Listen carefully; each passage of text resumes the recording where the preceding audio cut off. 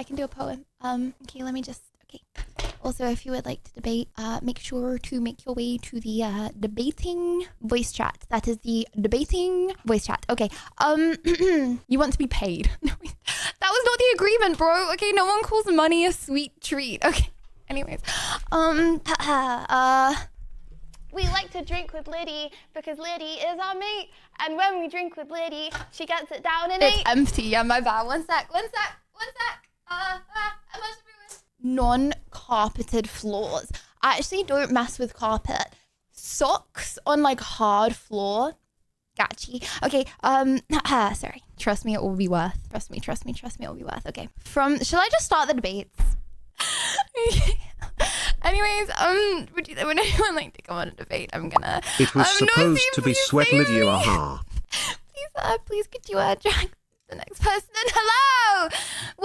Welcome, autism. But it's not autism because it's spelled with an O. Hello, yes, autism! Hello, nice to meet you. I don't have a hat. I do have a cute little dog, though. Oh my gosh, I will take dog. Oh my gosh, wait, hold on. Let me do it. Oh my goodness. Her name is Shelly. She's my little old lady. Shelly? Wait, she's an old lady? How old is she? Sorry, I must never ask a woman's age. 11! Oh my goodness. She has another 11 years in her. She sits right under her portrait, too. Oh, well, hello, Shelly. Oh my gosh, she's staring into our soul. Yeah, she does look at the screen. She'll bark at anything on the screen with a tail. Wait. She's a very good protector. Well, I won't put chat selfies up then, eh? Okay, well, autism. How you doing? What would you like to debate about today? I got a couple different topics. The first and foremost one might be a little too touchy for Twitch. It's I believe that unaliving should follow the same rules as my body, my choice. But other than that, I also would argue in favor of universal basic income, or that drunk drivers that kill parents should pay child support. Okay, universal basic income. Hold on, I thought that was like a thing. Is that not a thing in America? No, not at all. As a very poor American, no, not at all. Oh, wait, sorry, I'm thinking of benefits. Well, okay, I don't know exactly how it works in America, but in England, if you like show that you're looking for a job, but like you don't actually need to look for a job, you just need to tell them you're looking for a job, then you can get money. Can you not do that in America? Kinda. So as of like July of last year, when the president put in the big beautiful bill, like people in my demographic that are like of working age without like a diagnosed disability and already qualifying for like government insurance, we need like a doctor's appointment every 2 weeks just to like basically say that we can still no longer work just to get basically food stamps, which you didn't need to do much for before. And the cost of those doctor's appointments, since you're already not getting health insurance, costs more than the money you would get from the food stamps and stuff like that. So there really isn't, unless you have like kids or something like that, there really isn't much social services available. Myself personally, I eat from mostly food pantries, online surveys and stuff like that. Well, I'm really sorry, autism. Sorry, I feel weird calling you autism, but... That's okay. My name is Josh, if you want to call me that. Some people just call me Ott. It's whatever. I'm really sorry about that, Ort. I feel like I can't sit here and argue that you deserve to not to get any money. I'm very much universal basic income is much different than I think like poverty assistance. Like in my sense of what universal basic income is, there wouldn't really be much of a requirement for it other than like being of legal age and not otherwise being supported by somebody that already makes enough to not need it. More like an income floor and more to like protect from society itself, is like, because like the thing about society is like at least in America, I don't know how it is across the pond, but like you can't just go and pick food even if it's growing wildly, because it's not your property. And stuff like that. So if you just don't have money, you just don't have access to food, and we'll just like be left to starve in that society. And I think that the society shouldn't be a threat to its own citizens just because they're not productive in a way that the society supports. I agree with that. And hey, I'm just throwing it out there, buddy. But my argument about inheritance. Yeah. Mm-hmm. I can pay for that. Just saying. Everyone could have a base salary. Well, just true. saying. But okay, so for like a personal example about inheritance was I have a very small family. The current remaining family member is just my twin sister and her son. So when my mother passed 3 years ago, she left me the house that I'm in living now, and that's the only reason I have housing at all is because it was able to be left to me. Without it, I would be on the streets. And no, but you wouldn't be on the streets because you would get A base salary. Oh, so your opinion of like no inheritance would be under the premise of like already having like a universal basic income or something like that, right? Well, yeah, there would just be more money in the economy to do everything to help people. I mean, I wouldn't get rid of inheritance for the sake of getting rid of inheritance. I would get rid of inheritance to help people. Maybe this is an American thing, but I would have very little faith in the government to allocate those funds correctly, considering we're like having billion-dollar wars when they say we can't, afford healthcare for people. So I think in general, like the idea, like I'm for wealth redistribution and pseudo-communism or whatever you want to call it, but in the sense, like I think that a lot of it has to be done like within like local channels, more or less, because like on when you get too big of a scale, like the money redistribution just becomes like too profitable to manipulate and abuse by the people that already have the money. And so that's a big thing about like poverty, oppression, stuff like that, is they know that the people that don't have the funds to like do anything else other than work can't defend themselves or stand up for their rights as people that are just not productive, or we're not born into a good class. I was born very middle class. Quite fortunate, I'd say. I'd consider myself a diet nepo baby just because I live in this house. This house is paid for. I live in it alone. It's like 4 bedrooms. And it gives me a lot of privilege, like I said, with not having. Have you ever thought of getting roommates? Yeah, actually, I just recently had to evict 2 tenants that I had here because that didn't work out. One was a violent alcoholic, and the other one was covering for him. So as of very recently, I've had to step away from that. Sorry about that. It's okay. I was proud of how I handled it. It wasn't a great situation, but I got myself out of it. I tend to handle things pretty methodically. So. Mm-hmm. It is what it is. I can't argue with you. I can't sit there and be like, no, I don't think that people should get paid. Like a lot of the people that I know from school, and I went to a smart school. Every one of my friends, like distant friends, my friends, they're doing medicine, so they're still long way away from finishing. But all of my like distant friends from my school, they all did STEM subjects, like qualified with really good degrees. None of them have got jobs, and like a lot of them are. I'm a bit of a STEM hobbyist myself. Like there's a microscope behind the bike and stuff like that. But like what you were mentioning earlier about like not being able to do art and stuff like that because you have to work and stuff like that. I would ideally I would like to be like a science communicator. I have a lot of like the philanthropic and like altruistic ambitions for like charity work and like basically like distribution, like finding effective charities and stuff like that, effective altruism type stuff. But I have no time to do that because I have to constantly work for the food I'm going to eat that day.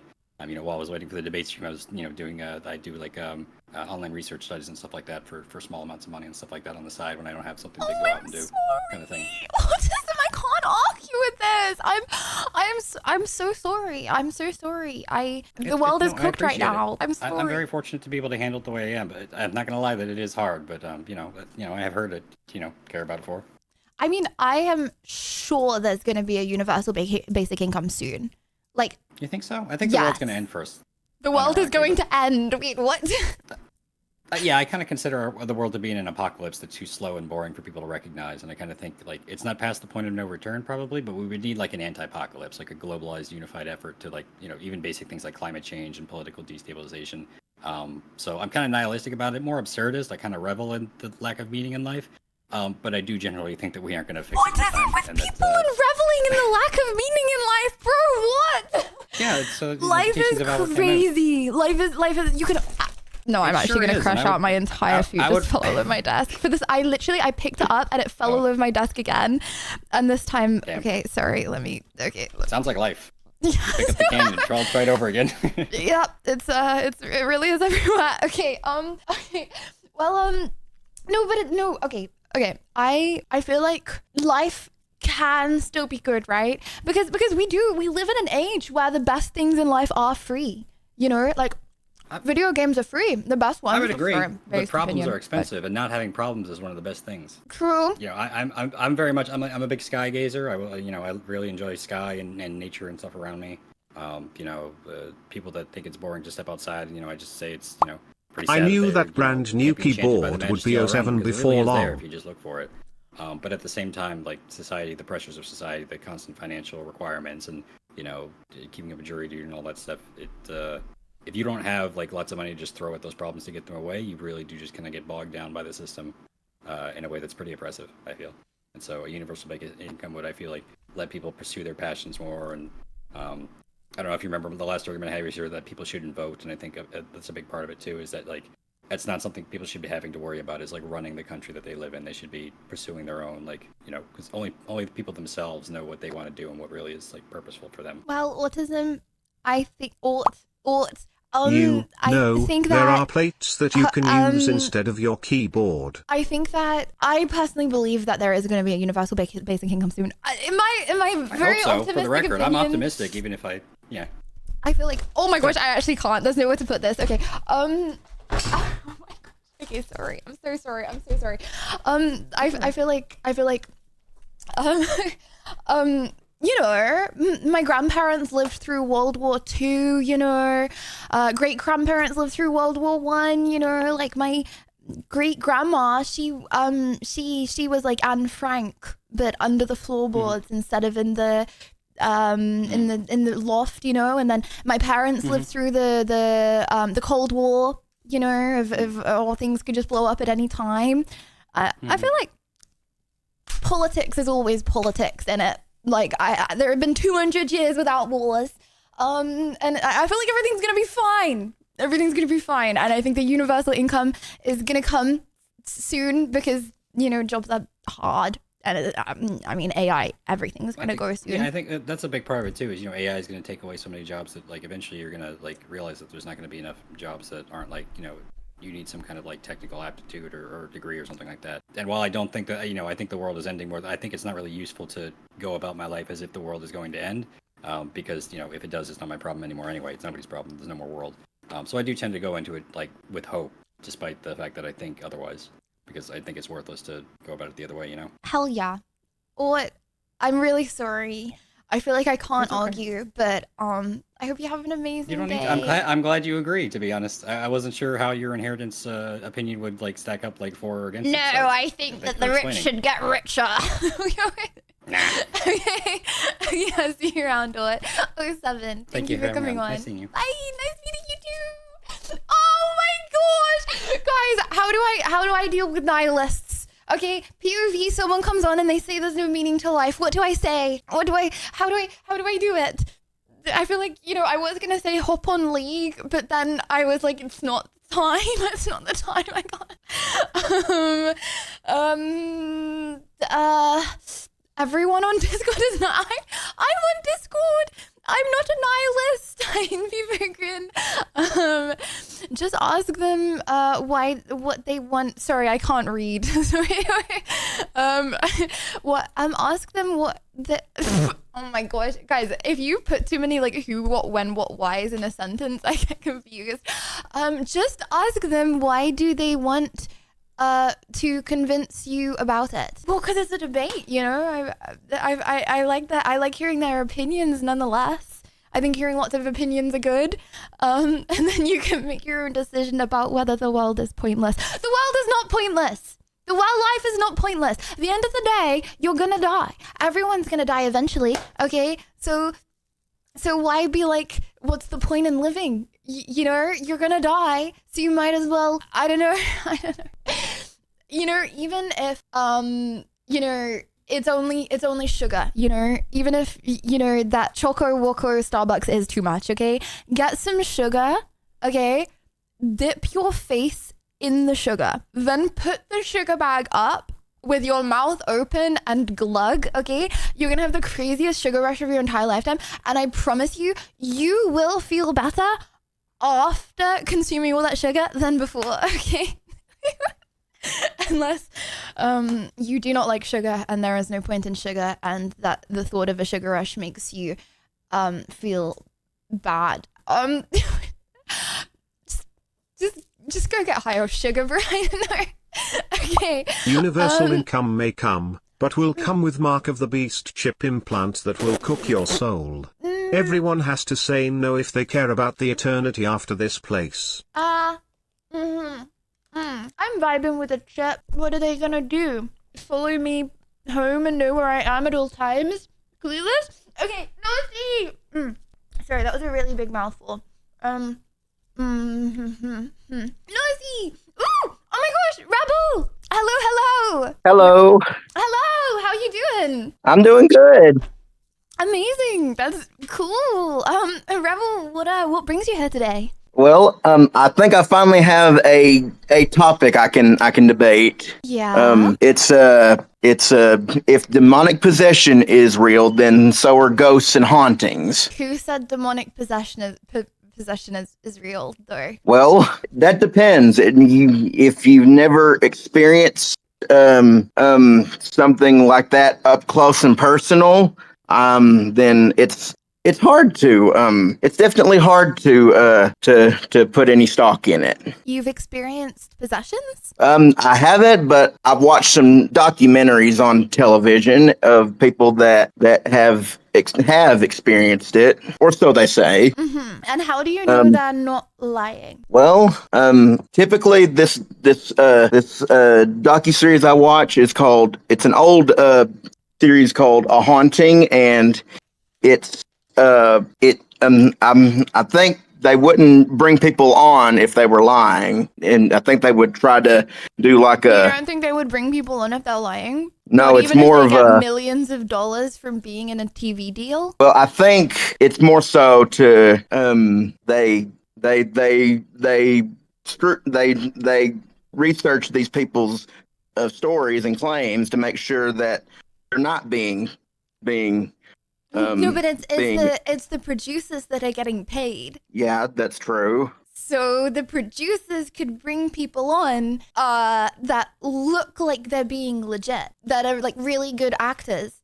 You know, like they could bring like the best actors on, and then the actor's like, "Ah, I'm being possessed," and then everyone's like, "Oh no, she is actually being possessed because the producer said that they researched this person." I can't really argue with that. Well, Rebel, have you ever experienced hauntings? I've had as far as paranormal experiences, I will say this though, I vividly remember when I was a kid, I was sitting at the kitchen table just having lunch one day at my house, my childhood home, and out of the corner of my eye, I see what looks like a transparent disembodied head just floating around in the air. And I thought to myself, is it just my imagination running wild, or did I actually see something? Mm-hmm. Well, I'm sorry that happened to you. And then to further back up my claim that I think it was real, my bedroom closet in my childhood home, the only place in the entire house that stays consistently freezing cold in there, like no change in temperature whatsoever. And I've always heard that with paranormal activity that if there's paranormal activity going on, whatever supernatural entity is there, they can manipulate the temperature to stay where it is, supposedly. Mm-hmm. And that typically these spirits or whatever will manipulate the temperature to stay consistently cold in an isolated part of where they're haunting. And I agree. I think I think whatever that was I saw out of the corner of my eye might have been lurking in my closet at some point. The disembodied head? Yeah, when I couldn't see it. Right. And it was I wouldn't say I was scared. I was more curious, and it was more of a weird thing, more of a weird reaction. I was like, what the heck? Mm-hmm. It wasn't so much that I was scared. I was just more like, did I really just see that? Well, Rebel, I feel like I know exactly what you're talking about with temperature, right? Because my mom was she is a tarot card reader, acclaimed witch, right? And oh wow. Yeah, I mean, I don't personally believe in this stuff, but I was very much raised, you know, believing that kind of stuff. And I myself had a lot of paranormal activity experiences when I was a child. I personally don't believe them as an adult. You know, I vividly remember flying down the stairs, for an example. I don't believe that I did fly down the stairs, but I do have a very vivid memory of flying down the stairs. Vivid memories of a lot of scary things, you know, similar to what you're talking about. You know, I used to, when I got a little older, when I was like 8 or 9, my mom introduced me to talking to ghosts. You know, you would get a necklace, right? Okay, and you would be like, "Are you that spirit?" You know, obviously very respectful, like yes, no. So it would be like that way for yes or that way for no, and you would like communicate with it. Just sit on your own. You can ask the questions in your head and communicate. And oh my gosh, that was like a crack. Wait, that's actually terrifying. Anyways, you get pushed out the window. Okay, and oh my gosh, I just got chills. Literally, I don't even believe this stuff. It's fine. Anyways, yeah, wait, what's wrong with me? Okay, anyways, yeah, I used to be like either yes, no, and I did that quite a lot. And then there was one day, and my best friend came round, you know, and I was like, "You're gonna think that I'm crazy, but I want to show you something." And I showed her this communication that I was having with the spirit in my room. I was like, I don't know, 12 years old, and she was like, "That's not true. Put the necklace like on something, like on the radiator, hang it, and see if it does the left, right, forward, back." And it didn't. And as a result, that was disproved, unfortunately. I feel like sometimes you want to believe stuff, you know, because it makes life more interesting, you know. Right. It makes things less dull. Yes, but okay, Rubble, hear me when I say this, okay? Because I've spoken to a lot of nihilists today, right? Okay, life is like that. You know, if there's something in your life which you think about and you're fascinated by, you know, whether that's you're obsessed with your crush, okay, whether that's you love smoking that Zaza, okay, whether that's you're obsessed with a TV show, I don't know, it could be anything. You're obsessed with a game, okay? If you're obsessed with the paranormal in life, okay, if you all of a sudden remove that, like paranormal isn't real, okay, you take that away from your mind. Obviously, life feels dull for a little bit, but life is not dull, okay? It's just that current thing in your mind, take it from someone that gets very obsessed with things, all-consumingly, for a little while, Believe things me, are I very know dull. all about obsession because Yes. I'm actually on the autism spectrum. Yes. Well, yeah. So if you are constantly thinking about paranormal things and then you remove that from your life, obviously life is going to be dull for a bit. But it's not because life is dull. It's because you removed the thing that you were currently thinking about all the time. Right. And that may be why I feel so drawn to like horror films and stuff, is because I just find it fascinating and stuff. Yeah, but trust me, life is amazing, okay? And you don't want to believe in ghosts. Like, you don't want to die and then be a headless man walking around some stranger's house. Like, you don't want that. That's not a good thing, you know. It's just a thing people used to think. I feel like that would be a fate worse than just straight up death.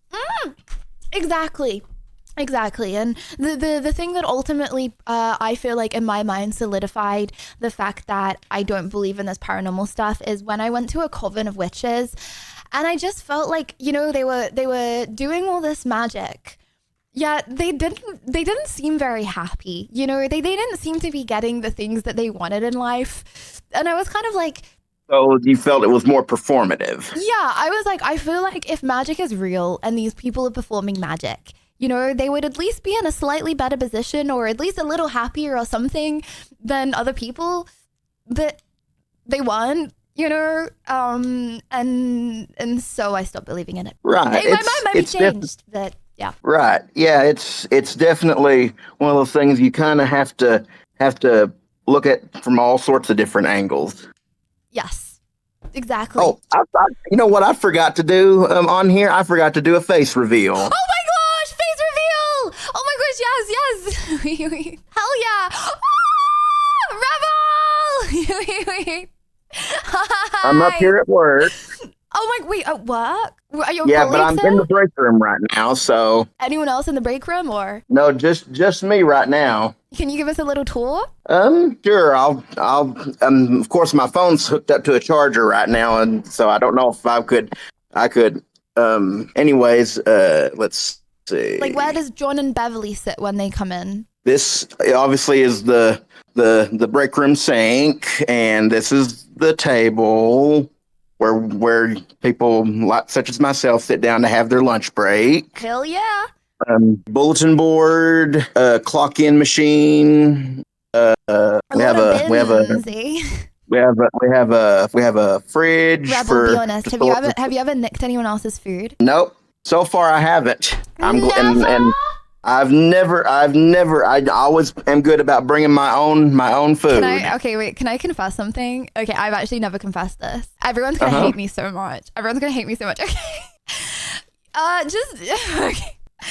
Nah, bro, everyone's gonna hate me so much. I don't know why I started this. So, you know, like we listen and we don't judge. Okay. So, you know, I was talking about earlier. No, my parents did not support me when I started streaming.